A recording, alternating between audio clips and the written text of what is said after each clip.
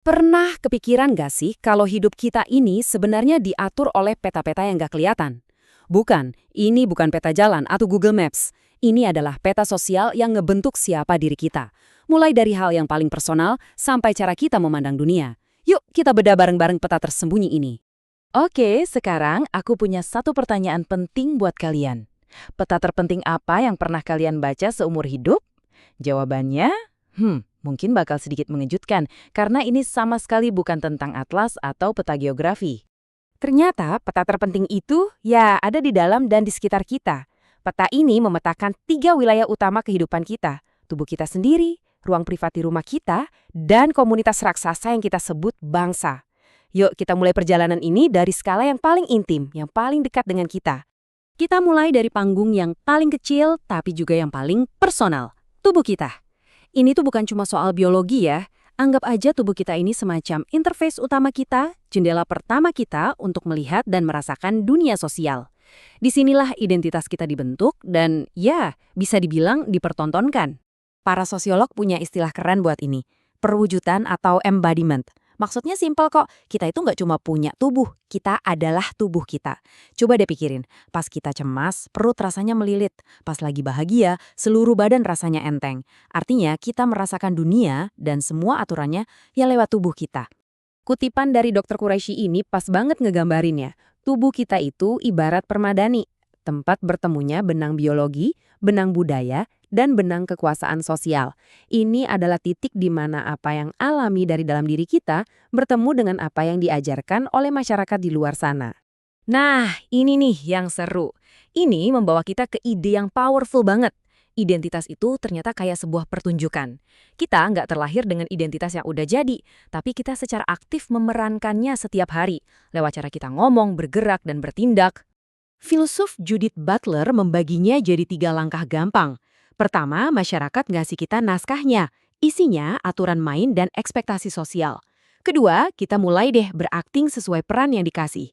Dan yang paling penting, langkah ketiga, kita ulang-ulang terus akting itu sampai pertunjukannya terasa nyata dan akhirnya jadi identitas kita. Pertanyaan bagus kan? Kalau tubuh adalah panggung pribadi kita, lalu di mana lokasi utama tempat kita latihan dan ambilin peran kita setiap hari? Nah sekarang, mari kita perbesar sedikit skala pandang kita. Oke, sekarang kita zoom out ke pabrik paling penting dalam masyarakat, rumah. Iya, beneran, pabrik. Soalnya rumah itu bukan cuma tempat kita tidur dan makan. Disinilah mesin masyarakat itu dirawat dan dijaga agar terus berputar, hari demi hari. Konsep kuncinya di sini adalah reproduksi sosial. Kedengarannya agak teknis, tapi intinya adalah semua pekerjaan penting yang seringkali nggak kelihatan, yang bikin hidup terus berjalan. Masak, bersih-bersih, ngurus anak. Logikanya gini, tanpa pabrik rumah ini, nah akan ada pekerja yang siap berangkat ke kantor atau pabrik beneran keesokan paginya. Coba deh lihat kontras yang ada di slide ini. Di satu sisi ada kemungkinan teoritisnya. Kita bisa aja punya kantin umum atau tempat penitipan anak yang dikelola negara. Tapi di sisi lain, lihat deh kenyataannya. Hampir semua pekerjaan itu, masak, ngasuh, nyuci, terjadinya di dalam rumah pribadi. Kenapa bisa begitu ya? Jawabannya singkat. Ini semua bukan kebetulan. Ada semacam rancangan atau desain ideologis yang bekerja di baliknya. Nah, inilah yang disebut ideologi rumah.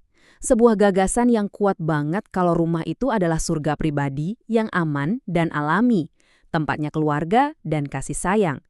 Ideologi inilah yang bikin semua pekerjaan tadi jadi nggak kelihatan seperti pekerjaan, tapi lebih kayak tugas alami. Makanya, model ini terasa benar dan jarang kita pertanyakan. Oke, dari tubuh ke rumah, sekarang kita zoom out lagi ke skala yang paling luas, bangsa. Pernah mikir nggak gimana caranya kita sebagai individu bisa merasa jadi bagian dari sebuah kelompok super besar yang isinya jutaan orang yang sebagian besarnya nggak akan pernah kita temuin? Oke, pertama-tama kita perlu bedain 2 hal yang sering ketukar, negara dan bangsa. Gampangnya gini, negara itu kayak rumahnya. Punya batas wilayah, punya KTP, punya pemerintah. Tapi bangsa itu lebih kayak keluarganya. Ini soal perasaan terhubung, rasa memiliki satu sama lain sebagai sebuah komunitas. Benedict Anderson menyebut fenomena ini komunitas terbayang. Ini adalah sebuah konstruksi sosial yang luar biasa kuat. Kita mungkin nggak kenal semua orang di Indonesia, tapi kita punya bayangan di kepala kita bahwa kita semua ini terhubung dalam satu komunitas besar. Tentu aja, perasaan ini nggak muncul tiba-tiba dari langit. Perasaan ini sengaja dibangun dan terus dipelihara. Lewat apa? Ya, lewat media yang kita tonton bareng, simbol-simbol kayak bendera, pelajaran sejarah yang sama di sekolah, dan cerita tentang takdir kita bersama sebagai satu bangsa. Jadi kalau kita tarik benang merahnya, jelas banget kan kalau identitas kita itu bukan sesuatu yang tunggal. Identitas kita itu semacam cerita yang terungkap di banyak skala, mulai dari pengalaman personal di tubuh kita, dinamika di dalam rumah kita, sampai rasa kepemilikan kolektif sebagai sebuah bangsa. Jadi, kita sudah menjelajahi 3 peta sosial utama kita. Kita mulai dari panggung paling intim, tempat identitas kita ditampilkan, yaitu tubuh kita. Lalu, kita masuk ke pabrik tersembunyi yang menopang kehidupan masyarakat, yaitu rumah kita. Dan terakhir, kita melihat kerangka tak kasat mata yang menyatukan jutaan dari kita, yaitu bangsa. Dan ini semua meninggalkan kita dengan satu pertanyaan terakhir untuk direnungkan. Kalau peta-peta sosial ini begitu kuat dalam membentuk siapa kita, seberapa besar ruang yang kita punya untuk menantang, bernegosiasi, dan mungkin menggambar garis-garis baru di peta kita sendiri? Coba deh pikirkan.